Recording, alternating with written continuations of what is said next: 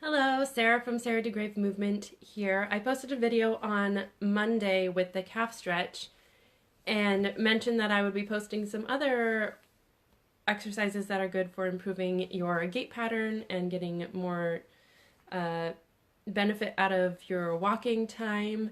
And the week sort of got away from me and I didn't post those exercises in little clips like I meant to. So I'm in here today and I'm just going to give you a few all at once. You can just do one and come back later and do another, or you can just do them all in a row if you'd like. So if you haven't seen the calf stretch video, go back and do that one first and then come back and do a few other exercises with me. So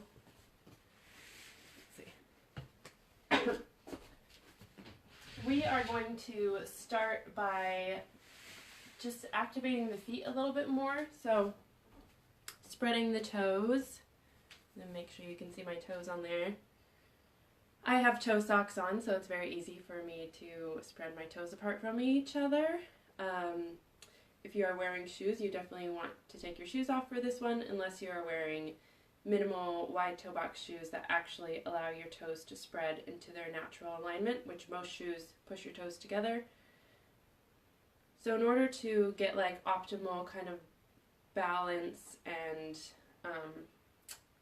alignment through our foot, like as we press and walk through our foot, those joints and those bones need to be aligned, and a lot of times they're not. So especially if you're dealing with things like bunions where your toe starts to shift inward, the forces of walking are just going to kind of exacerbate that in a way, because you're putting your toes in this tight position and then you're putting pressure on them, and then you're kind of, a lot of times we also walk with a bit of turnout. Some people internally rotate a little bit, or what we would call pigeon-toed. But I would say more commonly I see that people are a little bit externally rotated, and this is often how we stand, but also that usually transfers into our walking. So when we're walking, we're not actually kind of tracking straight through the bones of not only our toes, which have kind of been squished together by our shoes, so our toes aren't straight and our feet aren't straight forward, and usually everything else up the chain kind of adapts to our more common position, so these things aren't really aligned anymore. But the easiest one to start changing immediately is the foot position. You still disconnected for a second. When you're standing, practice with your feet straight, and pelvis width apart. So down from the AS. Bony bits at the top of the pelvis. So if you dropped a plumb line down from there, it would go through your knees and through the middle of your foot approximately. And then spreading your toes. So this is a good stance to practice. You can also back up the weight of your pelvis when you're in a standing position so that there's more of a plumb line here. Your pelvis isn't sitting out in front. But when you're walking, you won't be thinking so much about that. But you can be thinking about starting to gradually work your feet to where you're walking with them more straightforward as opposed to outward like this. And I definitely noticed a difference when I changed the way that I walked, or occasionally I will run a little bit, and I get pretty bad hip pain when I attempt to be a runner. And that definitely changed when I shifted the position of my foot and everything up to my hip, because those muscles and ligaments and stuff in this area were actually sitting in the pockets that they are designed to flow in, and not kind of out to the side and rubbing over bones and stuff like that. So it makes a difference up here, but also just in your feet, being able to actually track straight through the foot and the ankle, as opposed to kind of rolling over the ankle and doing this twisting motion as we walk. So the exercise is just standing with your feet pelvis width apart, facing forward, and practice spreading your toes. And then the next exercise that I'm going to show you is a lunge. I think I posted a picture of me doing this earlier this week because I had noticed that I had been sitting a lot, so in this kind of hip flexion, bent with my hip bent in this kind of 90 degree, or often I'll be squatting or kind of in some sort of in-between position, so I'm often in like beyond 90 degrees for a long period if I don't pay attention. But when we're walking, we want to get a lot of our power and our push-off from the extension that comes here. And if we don't have the ability to extend our hip back and extend our femur kind of behind our hip, because these muscles have become so tight, then we don't really get a lot of push off and a lot of activation of the posterior muscles. So then what we end up doing is sort of, instead of pushing off and swinging forward and pushing off, we end up doing this kind of lifting and setting down, which not only just contributes to the tension in the front, but also when we drop down, that's putting a lot of pressure and force through our knee. So if you have knee pain, or if you're a heel striker, if you like tend to really hit with your heel, all that impact kind of goes up the chain instead of being able to get the force from pushing off, and then it just swings naturally forward and kind of lands more underneath you like this, and then pushes off. So we want to start increasing the ability and the mobility in the hip and in the front of the hip, especially to be able to get that hip extension. And this psoas lunge is a great way to do that. I use a cushion just because my knees are kind of sensitive on the ground sometimes if it's a hard surface. Sometimes with just a yoga mat is fine, but when on the hardwoods, it's too hard for me. So if you have pain in your knee when you're doing this, use a cushion. Otherwise, you can just do it like this. This isn't so bad with the yoga mat. And also, you can tuck your toes under on the back foot, and that can also help with the knee positioning. I'm just going to use this for now. And then you may have done just like a typical lunge before, where you come forward like so. But we are not going to do that because that's sort of, let me change legs so you can see better.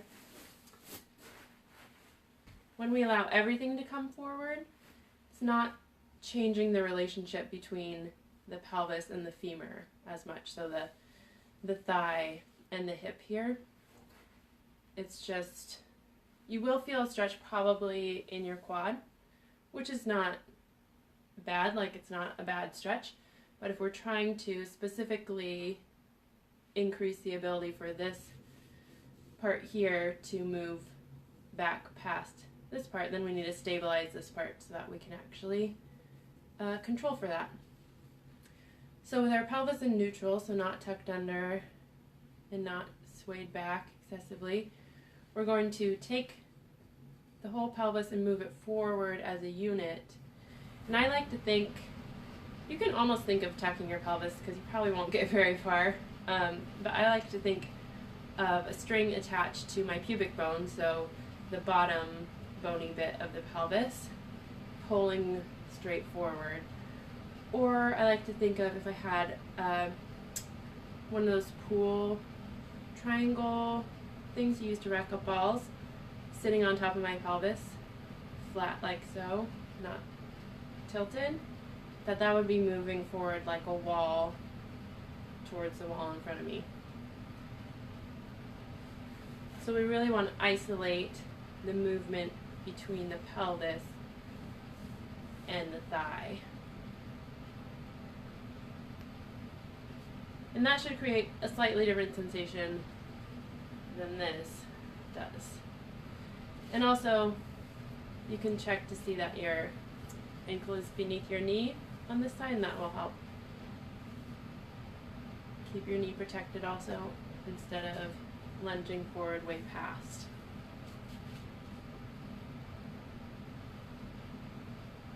You can also check where your ribs are at and drop those down, so the whole torso is in neutral alignment, and then we're just bringing the whole thing forward. And go ahead and try the other side.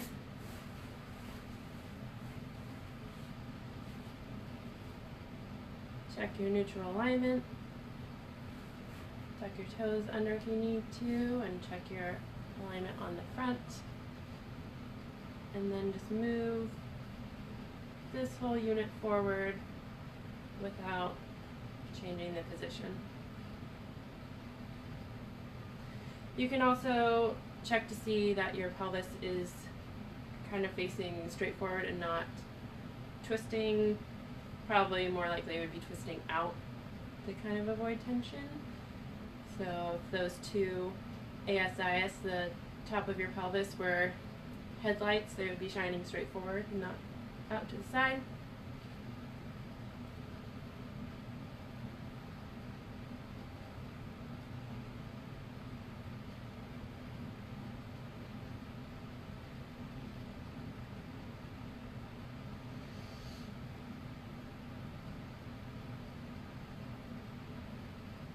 And then go ahead and come out of that. And let's see, let's do one more. Let's do this toe and foot stretch, which I am going to grab maybe even a higher bolster. This one, the height of bolster you will need will depend on the tension in your toes and your feet. So I am in a squatted position with my feet facing forward. They can be like pelvis width or a little bit wider. If you were like doing a squat, they would be wider. So that's fine. You just want to make sure that they are straight forward. So if you need to be like, if your squat is like this, you want to bring those feet forward. So it might be actually more comfortable to have them underneath you for this one.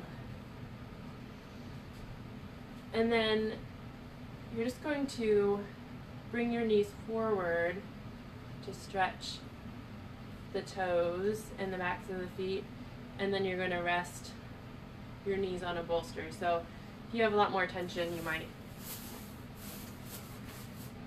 need to be a little bit higher up to be supported. If you don't have, this is a little bit far for me. On my left foot, I have a little bit of restriction from a previous surgery, so that's pushing it a little bit for me. So I'd probably be somewhere around here. And like I was talking about earlier with that pushing straight through the feet as we walk and pushing off, often we wear footwear that is pretty stiff and doesn't actually have a lot of flexibility, so as we walk behind us, we can't really roll through our whole foot and utilize all those 33 joints in each foot. So this is starting to kind of restore the flexibility to those, the mobility to those joints, so that we can actually use their full range of motion and push off power as they go behind us, and not kind of prematurely have to pick them up and get around the stiffness of the soles of our shoes, which also will require you to eventually shift towards a more flexible, minimal shoe. But you can start getting prepared for that, and for any other time that you can spend walking barefoot by just practicing this exercise to start mobilizing the feet. Alright, that's all I have for you today. See if you can work those exercises into your day. So that's the calf stretch, the psoas lunge, this foot stretch with the bolster underneath your knees, and then when you're standing or walking, practicing bringing those feet more towards pointing forward instead of in or out. And then also, if you're standing around, practice spread those toes so that you can start to get those toes back in alignment, get that balance back, and also get the ability to push through that full range of motion in alignment with the full power of all those joints and muscles. All right, if you have any questions, as always, leave a comment. Email me at hello@sarahdegravemovement.com or go to my website, sarahdegravemovement.com, and sign up for a free mini session, and you can ask me any questions you want, and we'll work together on a little video conference just like this. Have a great day, and I will see you later.